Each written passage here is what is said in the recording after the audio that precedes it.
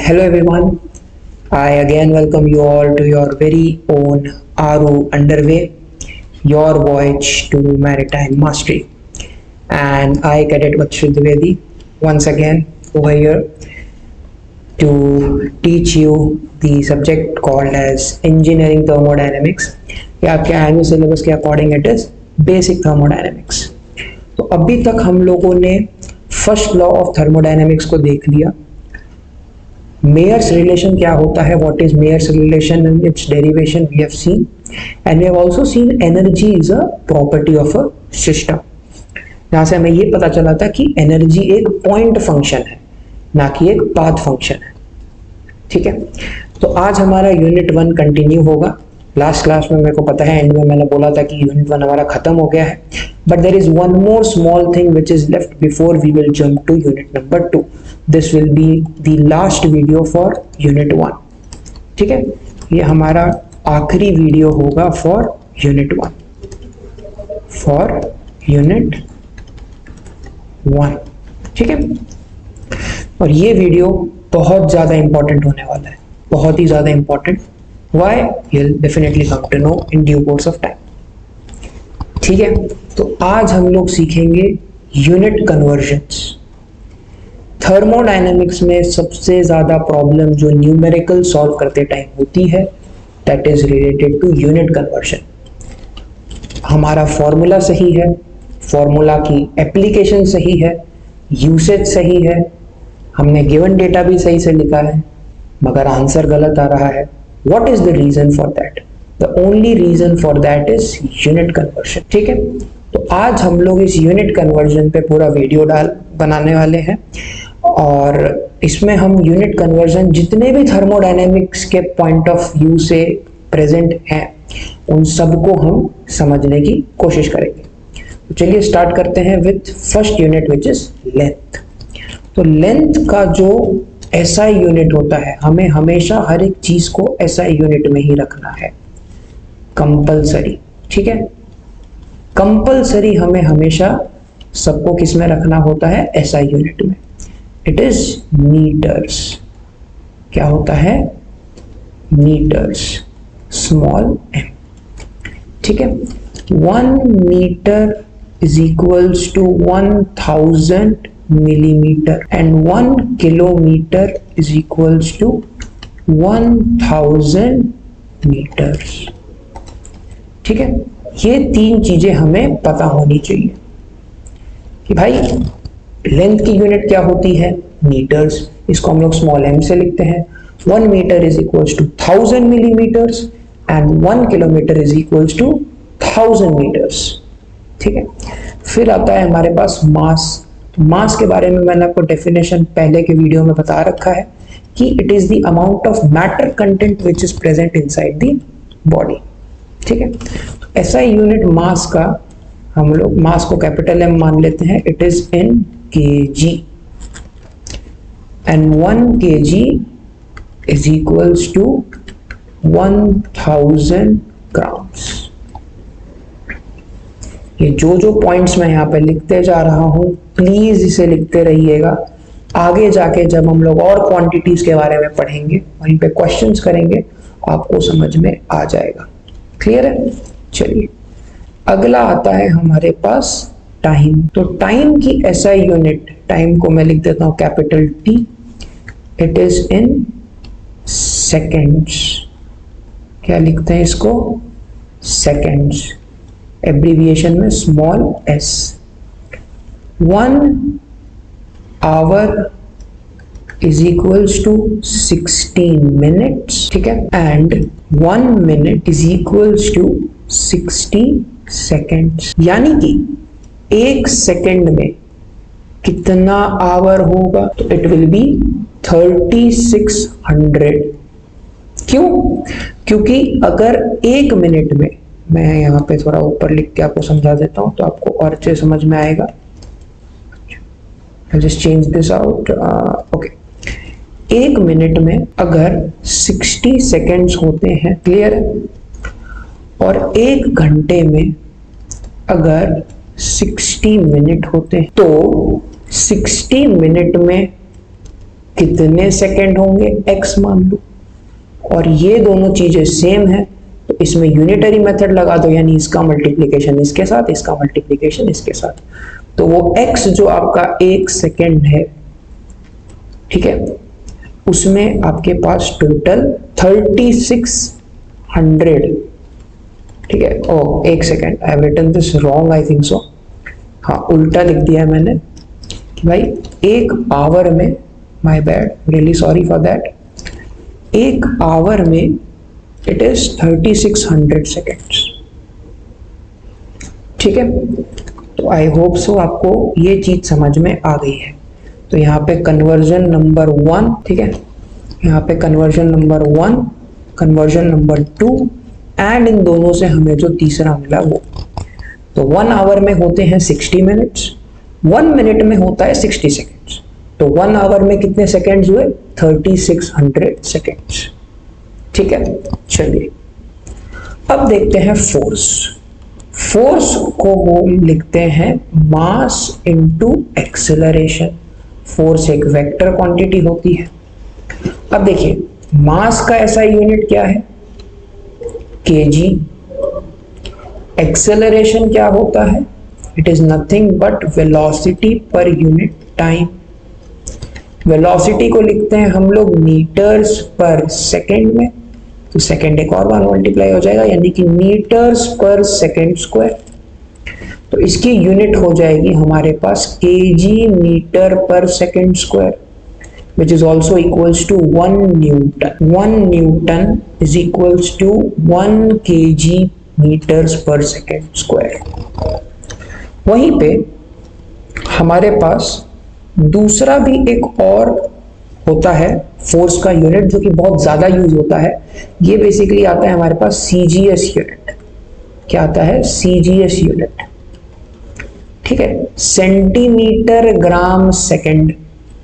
Clear है। तो अब देखो हम इसको कन्वर्ट करेंगे। फोर्स का हमारे पास एक सीजीएस यूनिट भी होता है, ठीक है, वो होता है सेंटीमीटर ग्राम सेकेंड।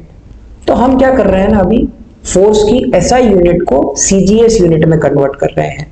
एसआई से कहा जा रहे हैं सीजीएस में। तो 1 केजी में हमारे पास होता है 1000 ग्राम्स, ठीक है। 1 मीटर में हमारे पास कितने सेंटीमीटर्स होते हैं, 100 centimetres, and second is one the same. तो फोर्स का जो हम सीजीएस यूनिट निकालेंगे वो क्या होगा, मास हो गया हमारा 1000 ग्राम्स इंटू मीटर का सेंटीमीटर 100 पर सेकेंड स्क्वायर। 1000 ग्राम 100 सेंटीमीटर, यहाँ पे मैं लिख देता हूं ताकि आपको और क्लियरली अंडरस्टैंडेबल हो जाए, ठीक है, कि मैंने किस क्वांटिटी को कैसे कन्वर्ट किया है। तो it becomes 1000 grams into 100 centimeters per second square, which is 10 raised to 5 gram per centimeter second, gram centimeter per second square. This is your CGS unit of force.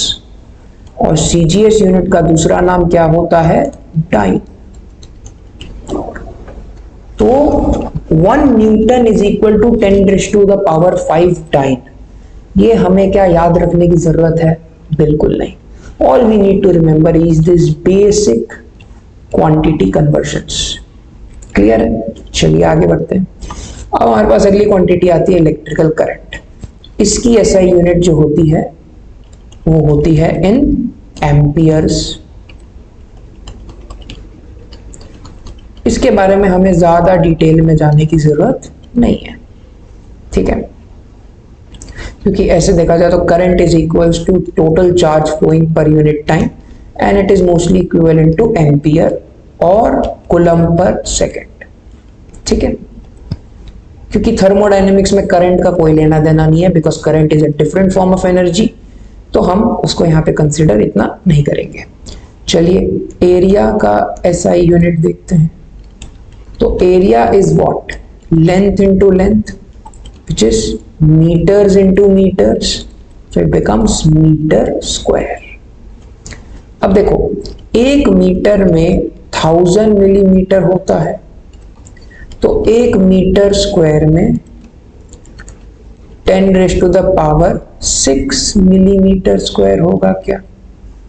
Very important statement, और ये हमें मालूम होना चाहिए। Similarly 1 kilometre में 1000 metres होते हैं, तो 1 किलोमीटर स्क्वायर में 10⁶ मीटर स्क्वायर होगा क्या? और यहां से मैं एक और चीज बोल सकता हूं कि 1 किलोमीटर स्क्वायर में 10⁻12, जी हां, 1 किलोमीटर स्क्वायर में 10⁻12 मिलीमीटर स्क्वायर होगा। तो आप देख सकते हैं कितना आसान है ये, इसमें कुछ इतना नया कॉन्सेप्ट नहीं है। इट इज वेरी सिंपल कि हमें बस यही मालूम होना चाहिए, ऐसा unit which is metre square, और वहां से हम लोग ये बेसिक सी कन्वर्जन्स को दिमाग में रख के हम ये भी सॉल्व कर सकते हैं। चलिए और क्वांटिटीज देखते हैं। अब आता है हमारे पास थर्मोडायनेमिक टेम्परेचर। ठीक है, तो देखते हैं जी थर्मोडायनेमिक टेम्परेचर क्या है। इसका अगर ऐसा यूनिट की अगर हम बात करें तो इट इज डिग्री सेल्सियस या तो फिर केल्विन। ठीक है, अब देखिए 1 degree Celsius is always equals to 273 kelvin. ये कन्वर्जन बहुत इंपॉर्टेंट है और हमें याद रखना है। ठीक है, चलिए थर्मोडायनेमिक टेम्परेचर में इतना ही है, इससे ज्यादा नहीं है, एक ही कन्वर्जन आता है इसमें। ठीक है, अब बढ़ते हैं हम लोग प्रेशर की तरफ। तो प्रेशर का सबसे पहले ऐसा यूनिट हम देखेंगे क्या है। प्रेशर को हम लिखते हैं P, which is equals to force upon area. Force का यूनिट हमने देख लिया है, क्या था, kg metre per second square. ठीक है, और डिवाइडेड बाय आपका यहाँ पे हो जाएगा मीटर स्क्वायर। तो क्या हो जाएगा आंसर यहाँ पे आपका kg metre upon second square into m square. तो ये एक m से एक m गया। Sir correct answer will be kg per metre second square, which is also equals to 1 Pascal.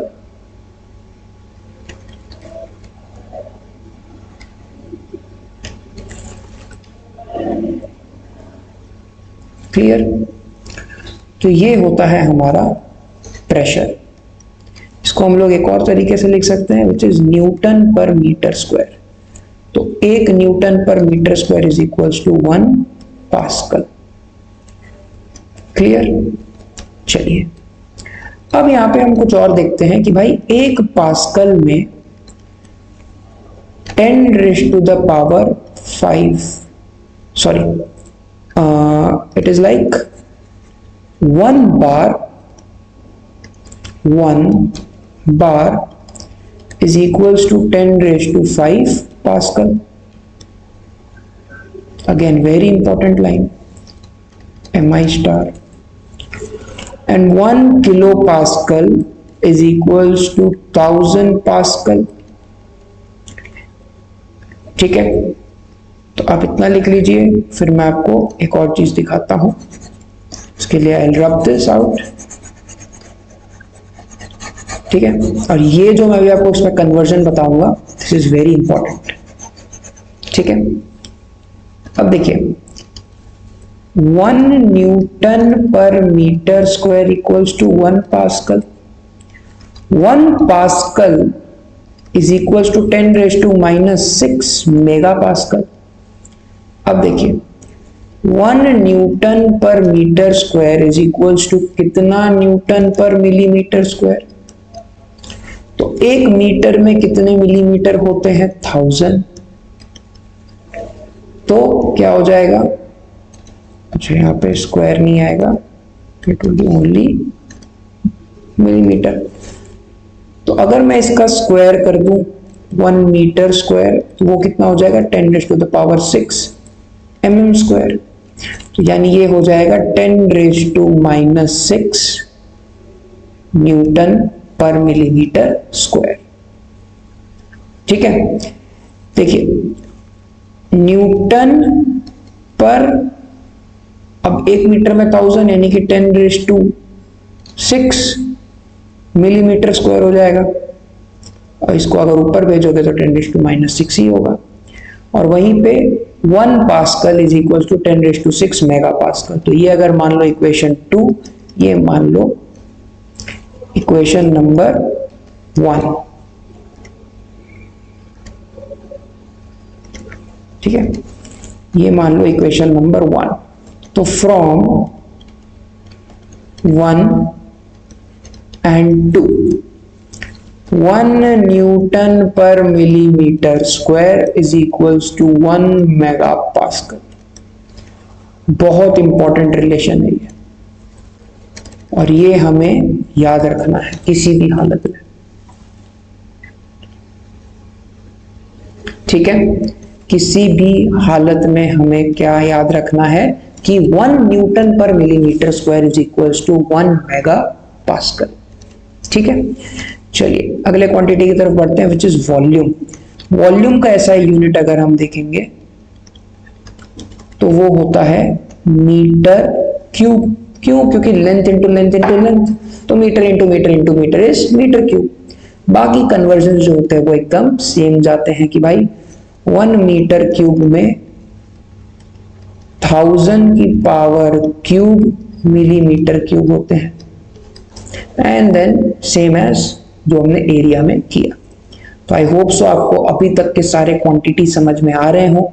आप प्लीज इसे नोट डाउन करते रहिए, मैं बार बार रिपीट कर रहा हूं, बिकॉज ये चीज अगर आप नोट डाउन करके इस पर प्रैक्टिस कर लेंगे एक बार, सिर्फ एक बार, ठीक है, मैं जितने क्वेश्चंस आपको कराऊंगा बाद में उतना भी अगर आप प्रैक्टिस कर लेंगे मोर देन सफिशिएंट है। और फिर उसके बाद जब हम लोग क्लोज सिस्टम एनालिसिस पे जाएंगे तब अगर मैं बीच बीच में यूनिट चेंज करूंगा तो आपको कंफ्यूजन नहीं होनी चाहिए। ठीक है, चलिए आगे देखते हैं। अब आता है हमारे पास स्पीड। तो स्पीड क्या होता है? s is equals to distance per unit time. Distance, अब इसकी एसआई यूनिट देखो भाई क्या होती है, मीटर। ठीक है, डिस्टेंस और सेकेंड्स। क्लियर है?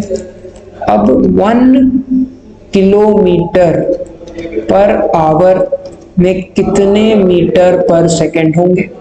बहुत सिंपल है, किलोमीटर से मीटर पे करने के लिए क्या करेंगे, 1000, क्योंकि 1 किलोमीटर में कितने मीटर होता है, 1000 डिवाइडेड बाय, अब देखो 1 आवर में कितने सेकेंड होंगे, 3600। वेरी गुड, ये 0 से ये 0 गया, 2 5 are 10, 2 1 are 2, 2 8 are 16, तो यानी 5/18 metres per second. Again very important conversion. Velocity v से लिखते हैं same, but it will be displacement per unit time. Displacement per unit time, और सेम ऐसा यूनिट इसकी क्या रहेगी, बिल्कुल same, which is metres per second. And 1 kilometre per hour is equals to 5/18 metres per second, and 1 metre per second is equals to just उल्टा 18/5 kilometre per hour. ये दोनों चीजें एप्लीकेबल फॉर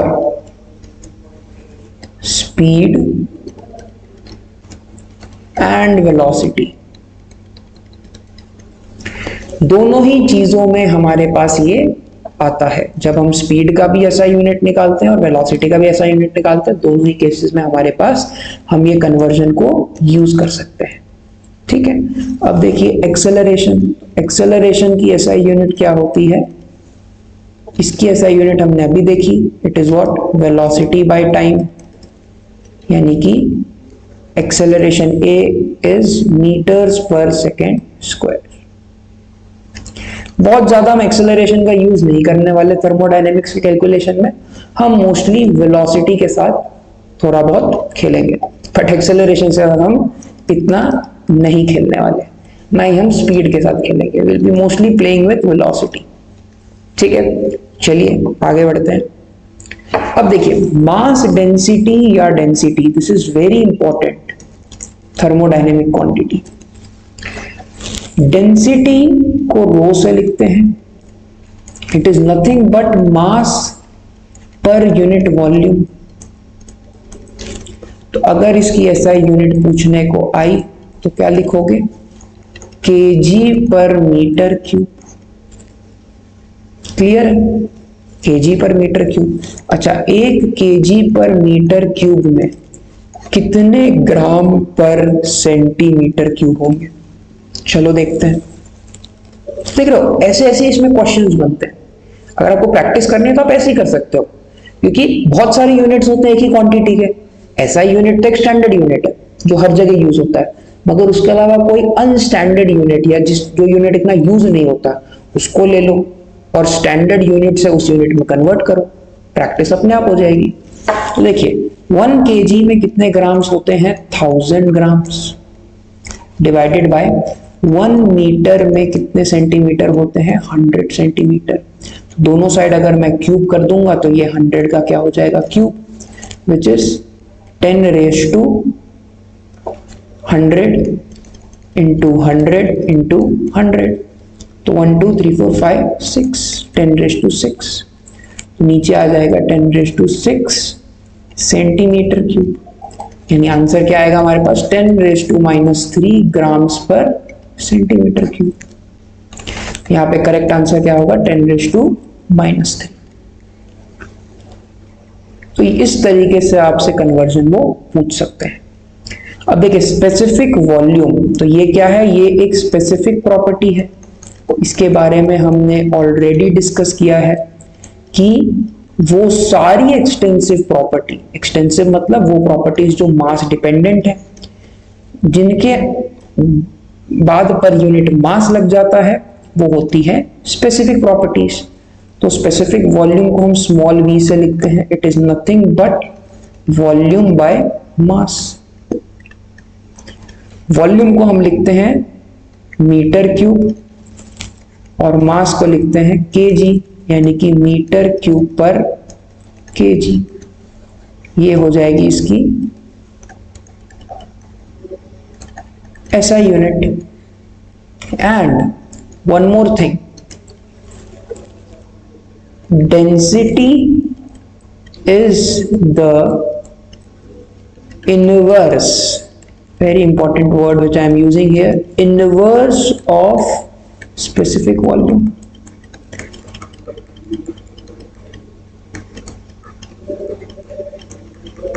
बहुत इंपॉर्टेंट चीज लिखी है मैंने यहाँ पे, I need to put this as MI star, कि डेंसिटी का यूनिट होता है केजी पर मीटर क्यूब, इसका होता है मीटर क्यूब पर केजी। तो क्या मैं बोल सकता हूं कि मेरा डेंसिटी जो है वो इनवर्स है किसका, स्पेसिफिक वॉल्यूम का। I can conclude from seeing both the quantities, yes और नो, एब्सोल्युटली करेक्ट। चलिए तो अब देखते हैं हम लोग एनर्जी, वर्क और पावर को।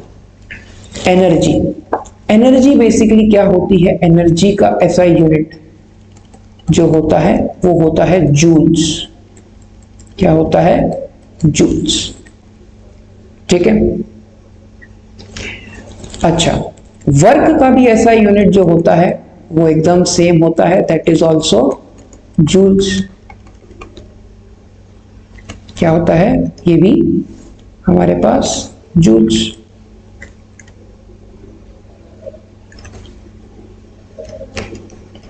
अब देखिए ऊपर हम देखते हैं यहां पे कि भाई ये जूल्स किसके बराबर होता है, work is equals to force into displacement, yes और नो, वेरी गुड। फोर्स की यूनिट क्या थी, KG metres per second square, और डिस्प्लेसमेंट की यूनिट क्या होगी, मीटर। तो 1 joule is equals to 1 KG metre square per second square, ये होता है जी 1 जूल। वहीं पे 1 kilo joule is equals to 1000 joules, right, and 1 mega joule is equals to 10 raised to the power 6 जूल्स। क्लियर है?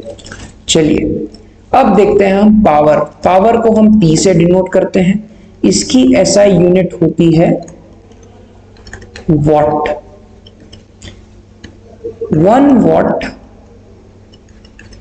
Is equal to 1 joule per second, यानी कि पावर का फॉर्मूला क्या होता है, work done per unit time.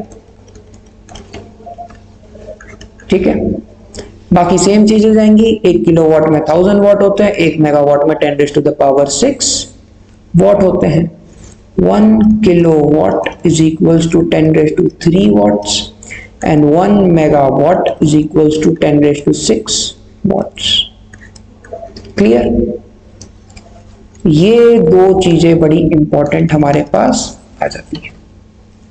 ठीक है, तो अच्छा एक और चीज आप देख सकते हैं कि कैसे मैंने यूनिट का यूज करके यहां पे फॉर्मूला निकाल दिया।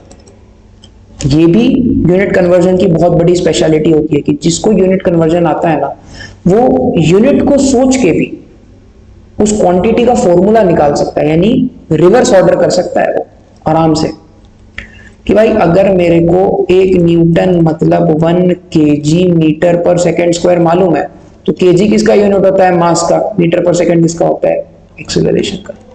मिल गया? तो मैं रिवर्स ऑर्डर में गया। मैं कैसे गया? मैं गया रिवर्स ऑर्डर में। तो ये भी एक यूनिट कन्वर्जन करने का बहुत बड़ा एडवांटेज होता है। ठीक है, चलिए अब देखते हैं हम लोग यहाँ पे क्वेश्चंस ऑन यूनिट कन्वर्जन्स। ठीक है, जितनी भी क्वांटिटीज थर्मोडायनेमिक्स से रिलेटेड थी जो कि इंपॉर्टेंट थी, उन सबको हमने देख लिया। अब हम लोग जाएंगे उनके क्वेश्चंस पे। तो देखिए 2 बार को हमें किलो पास्कल में कन्वर्ट करना है। हमें पता है 1 bar is equals to 10 raised to 5 pascal, हाँ या ना? अब ये 10 raised to 5 पास्कल है, तो इसको अगर मुझे किलो पास्कल में कन्वर्ट करना है, ठीक है, तो मुझे पता है कि भाई 1 किलो पास्कल में 10 raised to 3 पास्कल होते हैं। ठीक है, तो देखिए अगर मैं यहां पे इनको डिवाइड कर दूं, ठीक है, देखो 1 किलो पास्कल में 10 raised to 3 पास्कल होते हैं, तो 10 raised to 5 पास्कल जो कि 1 बार ही है, इसमें कितने किलो पास्कल होंगे, इसको मान लेते हैं x, कर दीजिए क्रॉस मल्टीप्लीकेशन। तो क्या आएगा, x is equals to 10 raised to 5 divided by 10 raised to 3 which is equals to 10 raised to 2 kilo pascal. यानी कि एक बार में हमारे पास 10 raised to 2 किलो पास्कल है, तो 2 बार में हमारे पास कितने होंगे, 2 into 10 raised to 2 kilo pascal, यानी कि मोटा मोटी 200 किलो पास्कल। ठीक है, तो मैंने कैसे किया, मैं पहले बार से गया किलो पास्कल में, बार से गया मैं पास्कल में, और फिर पास्कल से मैंने देखा कि भाई किलो पास्कल का रिलेशन होता है, और यहां पे मैंने क्या लगा दिया, यूनिटरी मेथड। यूनिटरी मेथड ये बहुत इंपॉर्टेंट मेथड होता है। ठीक है, अब देखते हैं 500 kilo pascal to mega pascal. 1 kilo pascal में 10 raised to 3 मेगा पास्कल होते हैं क्या? क्यों? क्योंकि 1 पास्कल में 10 raised to 6 मेगा पास्कल होते हैं, और 1 पास्कल में 1 किलो पास्कल में 10 raised to 3 पास्कल्स होते हैं, और 1 मेगा पास्कल में 10 raised to 6 पास्कल होते हैं। तो क्या मैं बोल सकता हूं कि 1 किलो पास्कल में 10 raised to 3 मेगा पास्कल होंगे? Very good. तो 500 किलो पास्कल में कितने मेगा पास्कल होंगे भाई, ये जानना बहुत जरूरी है। चलिए इसको मान लो x, कर दो यूनिटरी मेथड क्रॉस मल्टीप्लीकेशन, तो x is equals to 500 into 10⁻³ which is equals to 5 into 10⁵ mega pascal.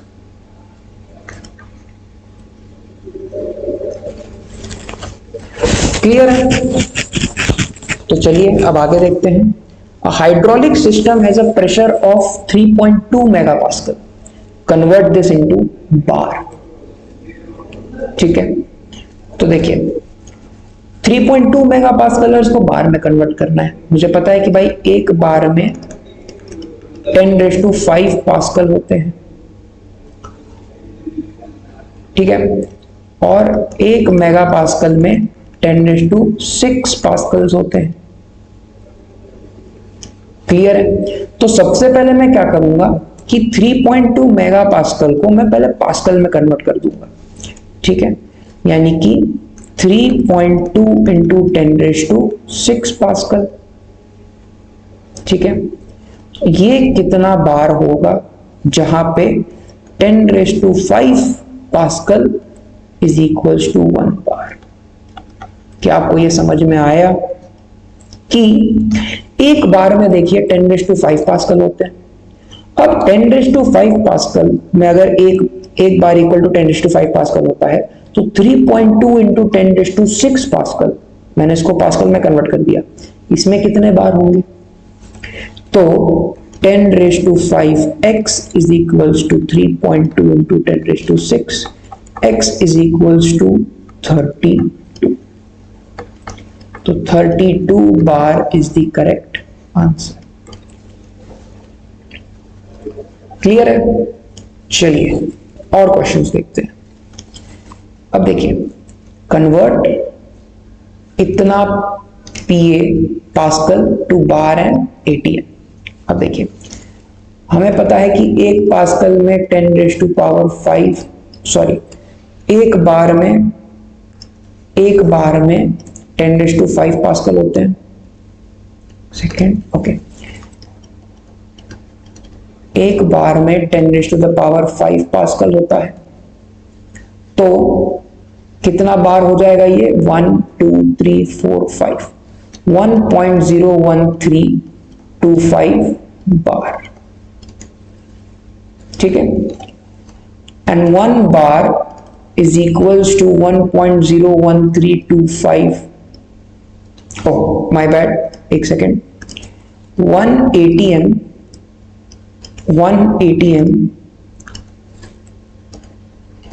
is equals to 1.01325 bar. Clear है? तो हमने पहले इसको पास्कल को बार में कन्वर्ट कर दिया। अब ये जो मेरा बार आया यानी कि 1.01325 बार जो आया, ये किसके बराबर होगा? 1 ATM के, यानी कि मैंने यहाँ पे ATM में भी कन्वर्ट कर दिया। ये रिलेशन हमें याद रखना पड़ेगा, which is 1 ATM is equals to 1.01325 बार।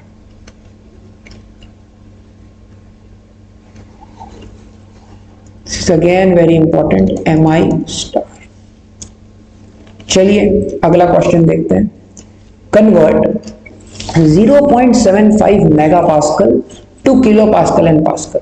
तो देखिए 1 megapascal is equals to 10⁵ kilo pascal and 1 megapascal is equals to 10⁶ pascal, यानी पहले का आंसर हो जाएगा 0.75 इंटू 10⁵ किलो पास्कल और दूसरे में आ जाएगा आंसर 0.75 इंटू 10⁶ पास्कल।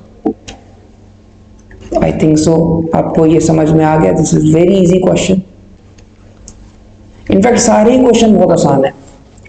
हमको अगर यूनिट कन्वर्जन समझ में आ गया ना, वो सारे क्वांटिटीज अगर आपको समझ में आ गए ना थर्मोडायनेमिक्स के, तो ये जो क्वेश्चंस है ये सब उनसे ही मिलते जुलते हैं, कुछ अलग इसमें है नहीं। तो ये भी आप इजीली कर सकते हैं। मैं तो आपको ये बोलूंगा कि before seeing the answers pause करिए, एक बार ट्राई करिए एंड देन आंसर्स को चेक करिए, ठीक है। और कोई भी मिस्टेक अगर आपको फील होती है, feel free to use the comment box, ठीक है। चलिए देखिए, अब 5 किलो जूल को जूल में कन्वर्ट करना है और फिर मेगा जूल में करना है। तो 1 kilo joule is equals to 10⁻³ mega joule, यानी कि 5 × 10⁻³ मेगा जूल। ये हो जाएगा सेकंड का आंसर। और फर्स्ट पार्ट में 1 किलो जूल में 1000 जूल होते हैं, मतलब 5 × 10⁻³ जूल्स। ये हो जाएगा फर्स्ट का आंसर। तो हमने किलो जूल से जूल में कन्वर्ट कर दिया और फिर यहां से यहां में कन्वर्ट कर दिया, ठीक है। चलिए अब हम आगे देखते हैं। A system performs 4500 joules of work. Express this in kilowatt hour. अब देखिए, ये बहुत इंपॉर्टेंट चीज है। 1 किलोवाट आवर में 3.6 × 10⁻⁶ जूल्स होते हैं। 1 किलोवाट आवर में 3.6 × 10⁻⁶ जूल्स हमारे पास होते हैं, ठीक है। तो अब देखिए यहां पे 4500 जूल्स, मैं को यहां लिख देता हूं ताकि आपको अच्छे से समझ में आ जाए। 4500 जूल्स कितना किलोवाट आवर होगा, कर दीजिए क्रॉस मल्टीप्लाई। तो x is equals to 4500 divided by 3.6 × 10⁻⁶। तो आप इसकी वैल्यू कैलसी में डाल सकते हैं, 4500 बाई 3.6 इंटू 10⁻⁻⁶। तो ये आंसर आपका कुछ आ जाएगा 0.00125 किलोवाट आवर। अगेन ये रिलेशन हमने क्वांटिटीज में नहीं देखा, इसीलिए यहां पे ये रिलेशन भी बहुत इंपॉर्टेंट है। ये रिलेशन एक जो हमने क्वेश्चन में देखा और एक ये दूसरा रिलेशन, ये दो रिलेशंस ही हमने क्वेश्चन में नए देखे जो हमने क्वांटिटीज में कवर नहीं किया है। बट ये भी रिलेशंस इंपॉर्टेंट है, खासकर ये वाला, क्योंकि कुछ क्वेश्चंस में जहां पावर कन्वर्जन हमें चाहिए होगा सेकेंड लॉ में, वहां पे हम लोग ये यूज कर लेंगे। अब देखिए, A process requires 2.5 kilocalories, ठीक है। A process requires 2.5 kilocalories। तो अब हमको इसको किस में कन्वर्ट करना होगा, जूल में।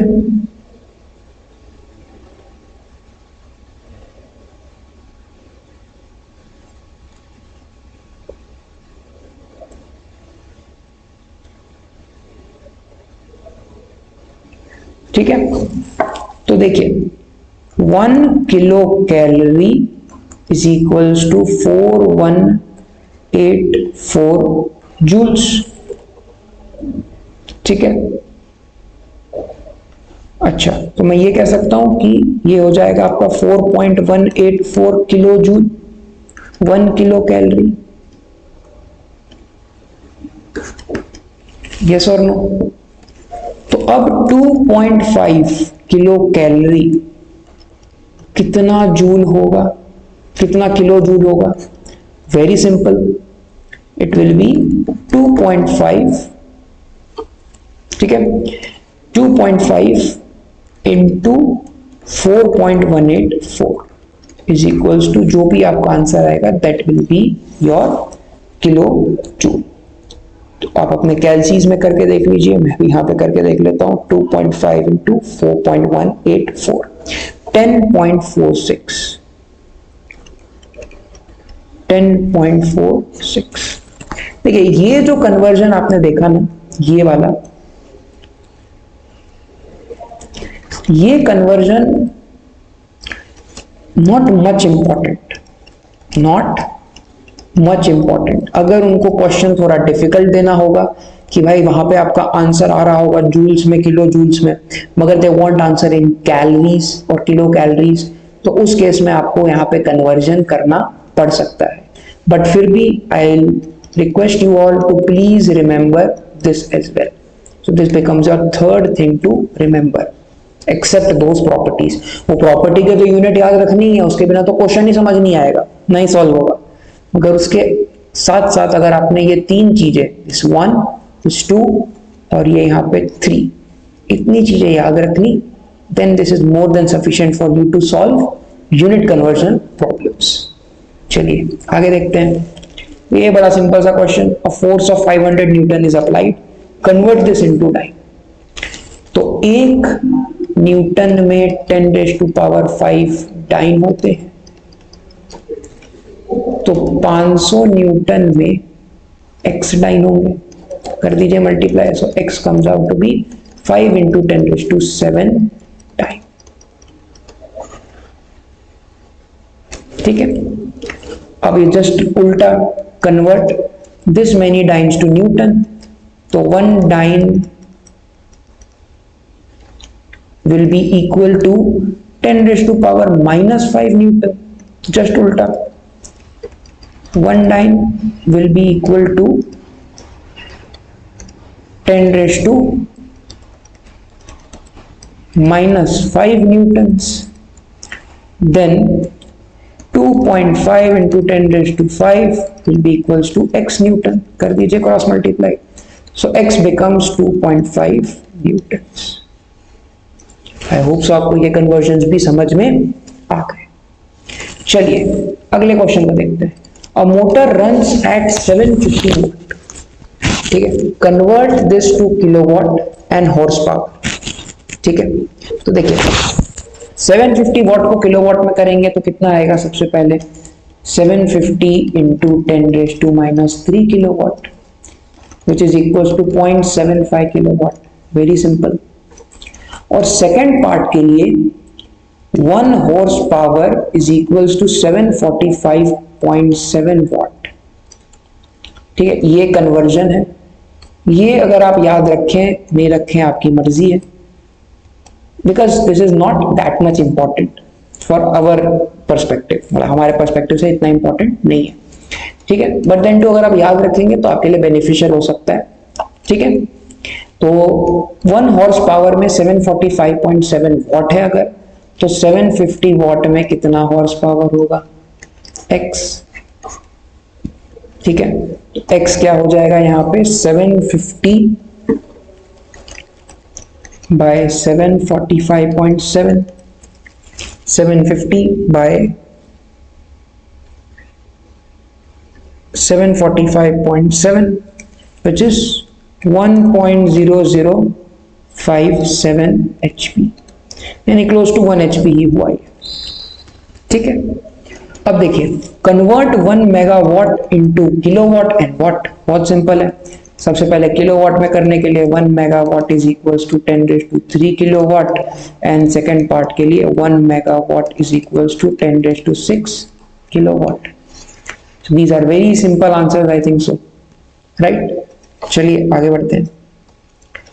अब देखिए यहां पे हमारे पास convert 0.800 megapascal to newton per millimetre square, मैंने पहले ही बोला था 1 megapascal is equals to 1 newton per millimetre square. So your answer becomes 0.800 newton per millimetre square, already discussed. ठीक है, देखिए अब convert 1 centimetre cube to metre cube and millimetre cube, ये भी हमने देख रखा है। 1 सेंटीमीटर में 10⁻² मीटर होता है, अगर मैंने दोनों साइड क्यूब कर दिया तो क्या आ जाएगा, 1 centimetre cube will be equal to 10⁻6 metre cube. ये आ गया आंसर फर्स्ट का। और इसी सेंटीमीटर क्यूब को मिलीमीटर में करना है, तो 1 centimetre is equals to 10 millimetre, तो क्यूब लगा दीजिए दोनों साइड, यहाँ पे 10 का भी क्यूब हो जाएगा, यानी कि 1 centimetre cube is equals to 1000 millimetre cube. Clear? चलिए अब देखते हैं अगला question. Convert 3 joule per minute to watt and kilowatt. अब 1 watt is equals to 1 joule per second, तो अगर मैंने इस मिनट को सेकेंड में कन्वर्ट कर दिया तो मेरे को वो वॉट के बराबर मिल जाएगा। यानी पहले में आंसर क्या आएगा, 3 डिवाइडेड बाय 1 मिनट में कितने सेकंड होते हैं, 60 सेकेंड्स, यानी 1 3 2 जा, तो पहले का आंसर आ जाएगा 1/20 वॉट,